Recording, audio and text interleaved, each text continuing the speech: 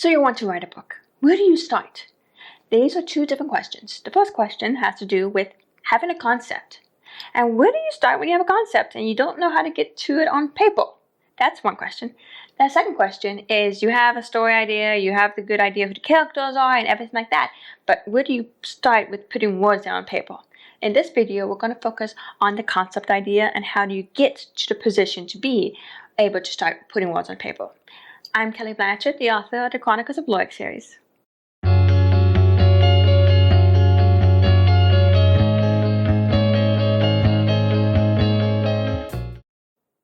So you have an idea.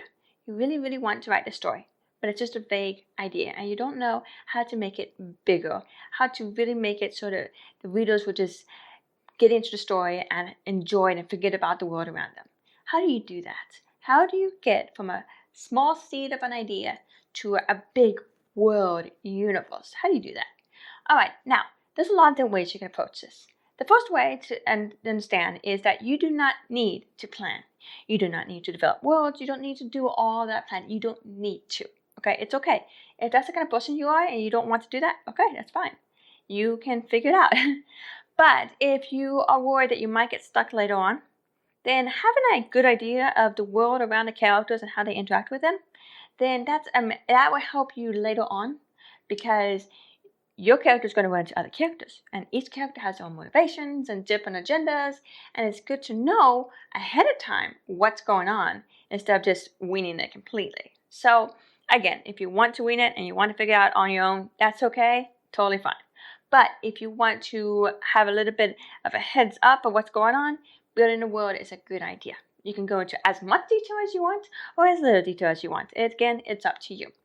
So let's just start with the idea of having a concept for a story and how to make that from a small seed to a massive world, okay? So I'm going to come up with a story idea. Now, I'm not going to probably write. This character wants to go back in time to change an event, but when he does that, he makes the events that had happened to him actually happen the way they unfolded for real because of his intervention and so forth. Make sense? So if he hadn't gone back in time, things would have been different. But because he did go back in time thinking he could change it, he made everything actually happen the way they did. So that's just a general idea. Like, what do you do in that regard? How do you do? What's the point of it, you know? And what are the consequences of it? So that's an idea, just a very big idea. Now, let's just make this character's name Marcus for now, okay? His name is Marcus, and he probably has family. I'm not focusing on his family right now, but he wants to go back in time to change something, all right? I'm not focused on that just yet. It is a good idea to figure out what that is, but I'm trying to figure out the world around the character right now. So you have a character, you figure out what his motives are, all right? And then you go out, okay, who are his friends, who are his family? And from there, you go to, okay, he might go to school. And if so, what is that?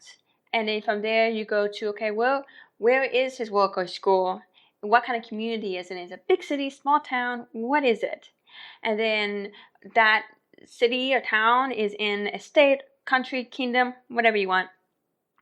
And then what's the political, sphere there? What's going on with them? And what's the state of things? And then you can go out internationally if you want, however far out you want to go to figure out what the world looks like around the character. Even if they never will leave their town, it's a good idea sometimes to figure out what's going on, because you can have it where the country is very dystopian and so forth. That changes things immediately. So, okay, so let's say this.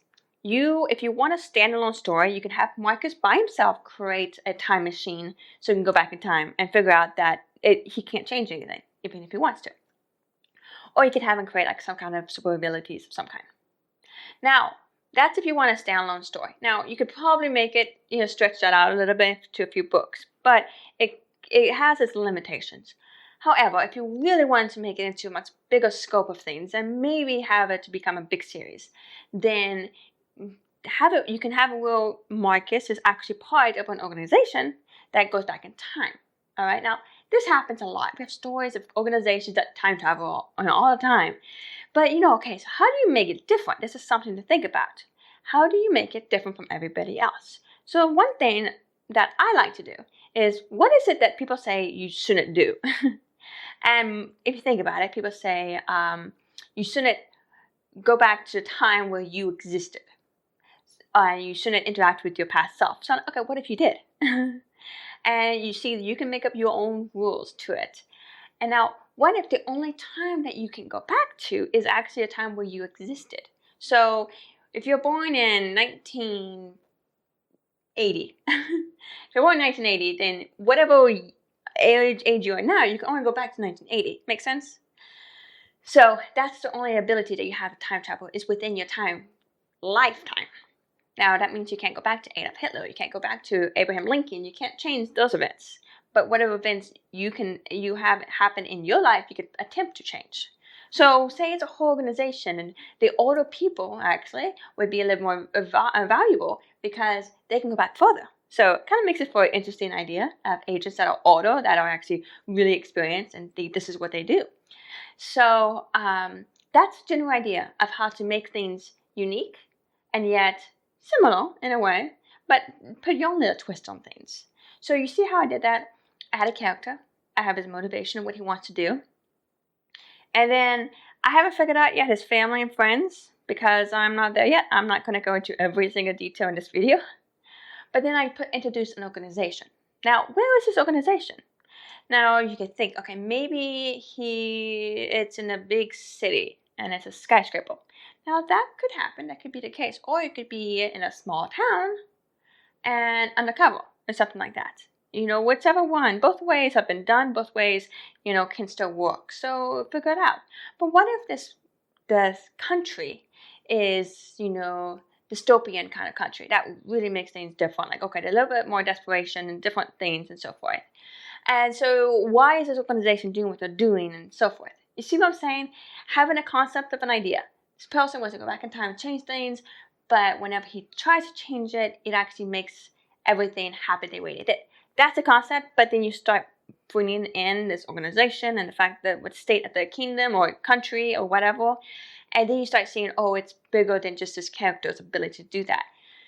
Of course, you want to focus on that main idea, which, by the way, is like the seed for the plot, which is very important when you're writing the blog for the back of your story. And you want to remember that. Don't forget that. And then move forward and build your bigger story idea. All right? So like I said, all this might have been a little bit overwhelming. I'm sorry if it was. But I wanted to give you an example of how I brainstorm and come up with ideas. And I could be a little bit more thorough when I'm sitting down actually trying to come up with more detailed ideas. But I don't have time for that in this video. But anyway, if you have an idea and you want to start writing, but you're not sure how to get there, right now, focus on what is the plot? What is the idea? Just write that down. And then who is involved in that? And then ask them, like, who are you? What do you want? And how are you going to get to it? And what's preventing you from doing that? Another thing to consider as well is focus on the antagonist. A lot of people forget about the antagonist. They go, oh, right, I need a bad guy. So they just say, okay, the bad guy is going to do this because that's the opposite of that. And he's bad. But when you're brainstorming, give the bad guy a chance to shine a little bit, Think about it. From his point of view, he thinks he's doing the right thing. Or maybe he knows he's doing the wrong thing, but he's doing it for the right reason, he thinks. So think about that, because sometimes his reasons and his motivations can be actually better than the protagonist. And when the readers find out about it, they're like, oh, I don't like you, but I understand you. And I don't know who to root for anymore. And it depends.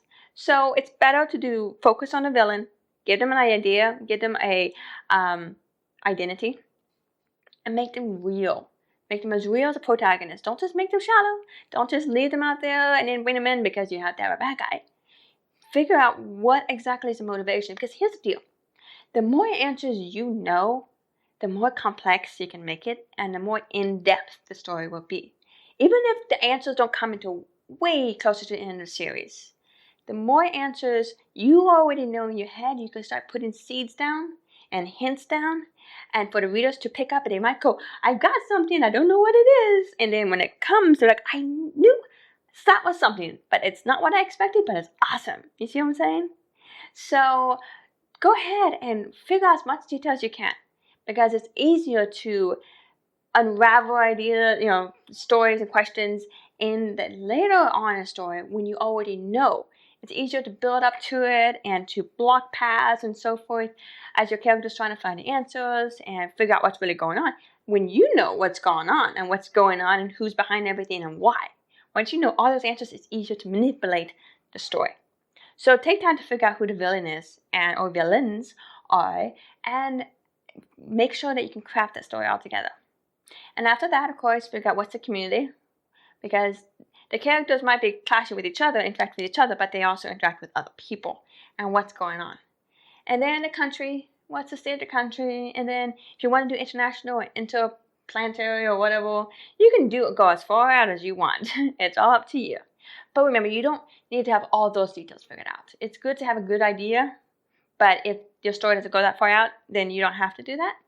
So focus on what you know is necessary for the story. It is a good idea to have a general idea of what the story is supposed to be about and how it might end and who's responsible for it. And so, but again, you don't have to outline it all. If you don't want to outline, you don't have to outline it completely. This character does this is kind of what happens in the middle, and this is a general idea of what I have planned for the end. So that's a good idea of how to approach the whole world building concept if you've never done it. Just remember, focus on character, family and friends, the community, the city, the country, and however far out you want to go.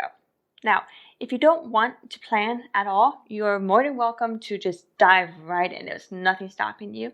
Just be aware that if you do that, you might get to a point where you get stuck because you didn't plan ahead and you don't really know the world. So that is the danger of not planning anything at all. But that's not stopping you. If you want to do it, you're welcome to. There are people who do that and do really, really good at that. So if that's what you want to do, do it. If you really want to go into detail of planning everything to the minute detail and just really, really figure out every single thing there is to know about this world, you can do that as well.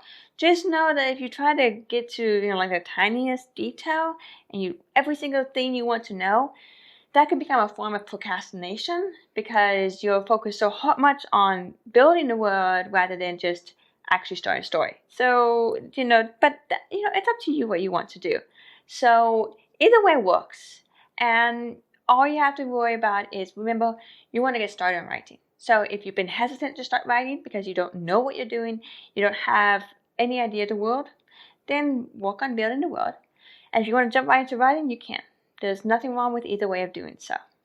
Now, if you're a writer and you have tips about world building and things you think others would appreciate, feel free to comment. I'd love to hear about it. I'm sure it would help others as well. And if you're just getting started with writing and you really want to make this world as real as possible, think about what I said in this video, and I hope it helps you. So get to it. You can do it. I believe in you.